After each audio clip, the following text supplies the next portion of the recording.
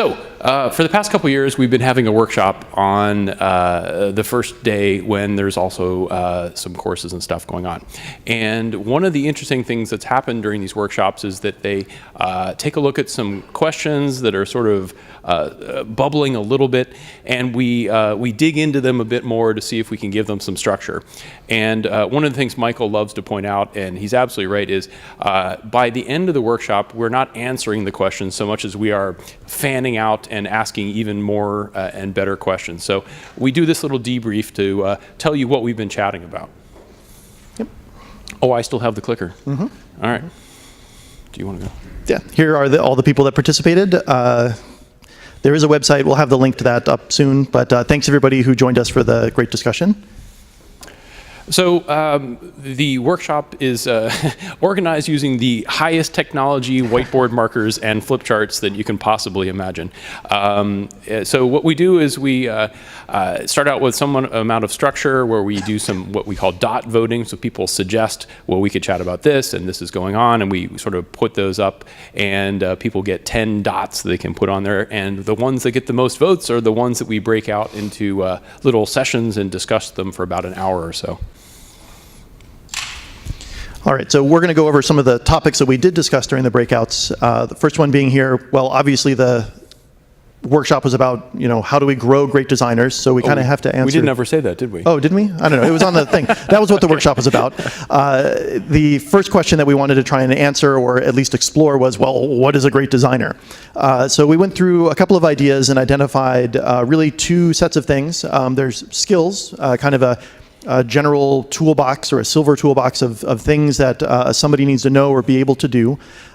We can debate the specifics about that, but everybody agreed that there is a set of skills that perhaps varies depending on your design focus or your perspective on what you do, enterprise architects versus software architects, detailed design, on and on.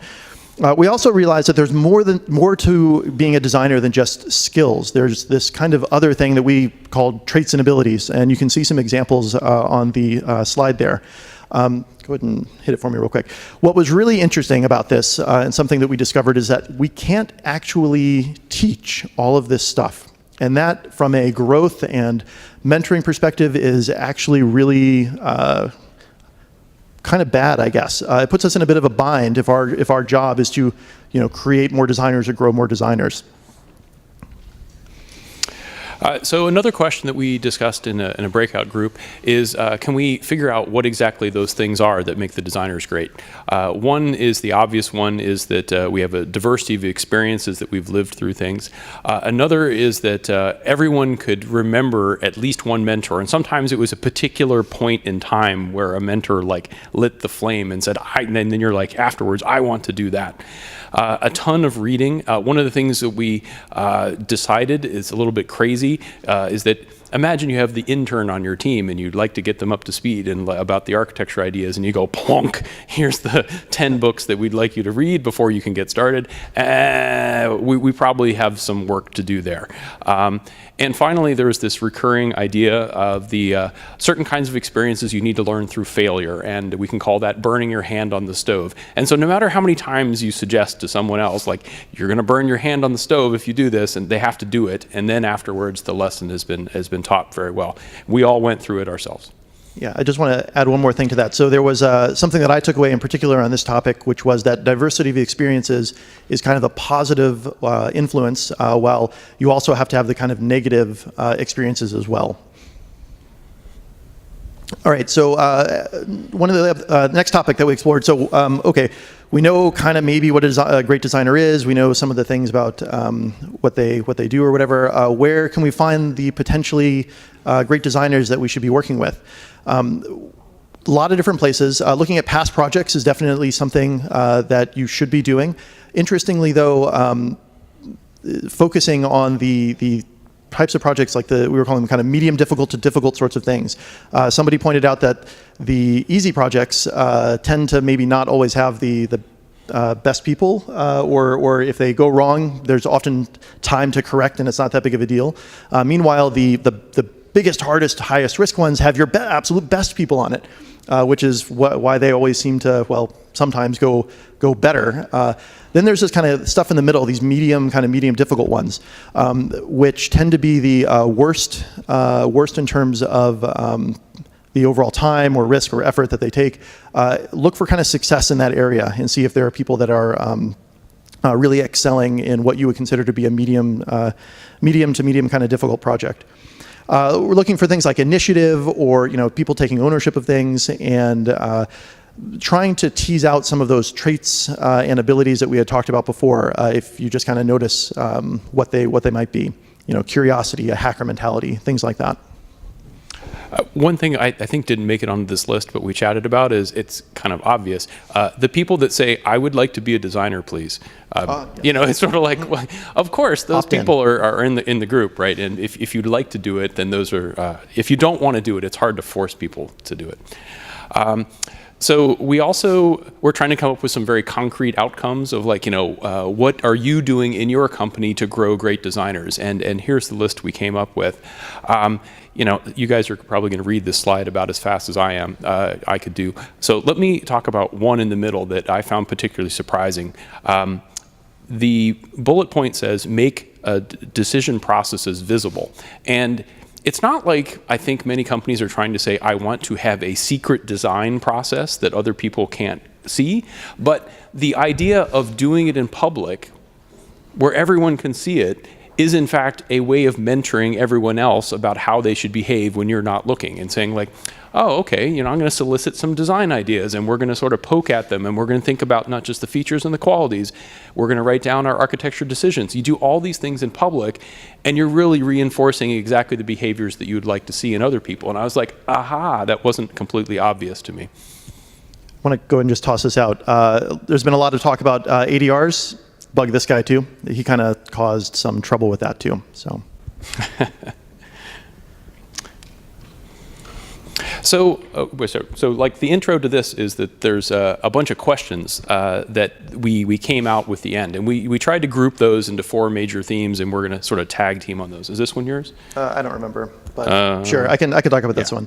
Okay, so one of the themes, perhaps of the conference in general, I think we definitely had a panel about this, was do we even understand the future of the architect role? And that was something that we talked about a little bit during the workshop. What are we growing these designers into? What kind of world are they coming into? And that feeds into the skills that are necessary, things like that. Lots of questions we should or could dive into here. And I think probably the most interesting to me from this list is things about, what practices that we use from the past should we be adapting or evolving versus what things should we be abandoning. And we certainly talked a lot about skills, things that all architects should have versus all developers, for example. There's definitely a difference there, and we need to figure out exactly what that difference is. Yeah. So let me just double down on one of these as well. If you think back about how we did OO design, say 15 years ago or something, that it might have included using a case tool and drawing a lot of boxes in a diagram, right? We still do OO design, but we generally don't do that exact thing. It takes a certain kind of person that's close enough to that activity to know it's still the same thing, even though it like superficially would look very different to somebody who wasn't in our field of what we're doing. And it feels like there may be opportunities like that, and we've been experimenting that with at SATURN. Like, what are those things that are the core versus like, well, if you had a corner office architect, you would do these things, or if you had an extraordinarily large project, you do these things. Michael's been working on this as well. What are the things that we want to carry forward, and how do we articulate those to the community that this is the essential part, as opposed to the, look, pay no attention to the how to make a, like if you're not building a giant project, you don't need a giant document, for example. So another question that we came out of this is there's some amount of concern about the trajectory or the uptake right now about what we value in our community. And so the question would be, if we'd like to make sure that all of these ideas that we hold dear are relevant and being applied in about 5 years, what is it that we need to start doing today? Is it something about the way that we're communicating these ideas? Is it that thing we referred to before, is that we're expected to read a very large pile of books, which is in itself intimidating? Or is it maybe something more about this workshop? Is we're asking this question about growing great designers because we're really not that great at doing it yet. It's lovely when it happens. All of us has a unique path by which we got here, but there isn't a software architect or software designer machine that just churns these things out. So how do we do that? Love to hear it from you. All right, so how to introduce this exactly?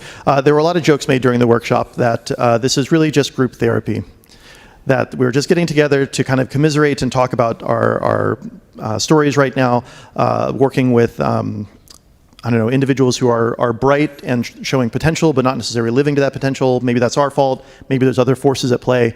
I think probably some combination of all of those things. There was definitely, let's see here, towards the end of the day, we took some time to talk about just general apathy towards design. Why don't people seem to care? Or why don't all of the developers on your team care very much? Where's the passion? And why isn't everyone as excited about this stuff as we are? There were a lot of contributing factors, including organizational incentives. If you, let's see here, the war hero kind of pattern where the people who create the problems and then fix them are oftentimes rewarded for having done that, for getting out of the tough spot, things like that.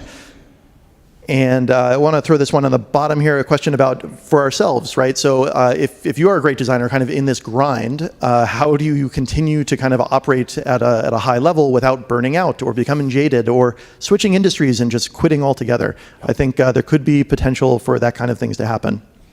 Yeah, we were sort of surprised. I think several people came into the workshop thinking they were the only one that was feeling that they're swimming against the current at work, trying to apply the ideas that we consider fairly common. And when we get there, we're like, oh, really? You too? And I don't think that there's any malice towards our ideas. It's just that, again, how do we get these to be the more mainstream ideas is a question we kept coming back to. Okay, so the next one was, and this one is phrased a bit euphemistically, but there have been a lot of well-intentioned and genuinely great ideas about shortening cycle times that have been making their way through the community. I mean, we've been chatting about, for example, the Agile movement here at SATURN for quite a number of years. But there's a question as they become more and more commonplace, and we're trying to figure out how do we take our ideas and fit them into, say, a 1-week sprint. And we may be the only ones that may be pushing for that. Is there something about the internet speed mentality that is actually making it harder and harder for us to apply the ideas? And are there variations across the spectrum of companies where, say, one company is copying practices from another company that may or may not be appropriate? I mean, if I'm making pacemakers, I probably shouldn't be looking at Netflix for what my risk tolerances and practices and push on green. If it was your pacemaker, you might feel a certain way about that. So the question again, just overall, is there something about the wave of short cycle times and internet speed and risk tolerances that are present in a bunch of companies that say, if the list of actors in your movie doesn't show up instantly, that's probably okay. Is that going to be true if you run most of your financial transactions correctly? Your company may feel differently about that. Yeah. So this one's you. Yeah, this one's me. So somebody pointed out during the workshop that there seem to be fewer and fewer great designers, but maybe they're not going anywhere. It's just that we have many, many more new developers and new designers that are coming into the fold, to the point where perhaps, given that we were unable to kind of articulate some of these questions satisfactorily, given the fact that, or the general sentiment of feelings of being crushed or torn between these different competing factors, it's possible that we're headed towards some kind of a software design crisis, say over the next 3 to 5 years, hopefully a little further out, but maybe not. This seems like a problem that we kind of need to work on and figure out. So this sort of wraps up, us summarizing what's been going on at the workshop and some things that we're thinking about. And again, like I started the description here, is that sometimes these things are something that may kick off some ideas in you, or say, like we're following these kinds of things in our company as far as like how we're growing great designers, and we haven't chatted about it at Saturn. And so please bring those things next year. So if any of this kicked off ideas, we'd love to hear those from you guys next time. I was told that we are supposed to stand up here and tap dance until... Oh, you're ready? Okay, no tap dancing for you guys. He was off doing something, but thank you guys very much, and see you next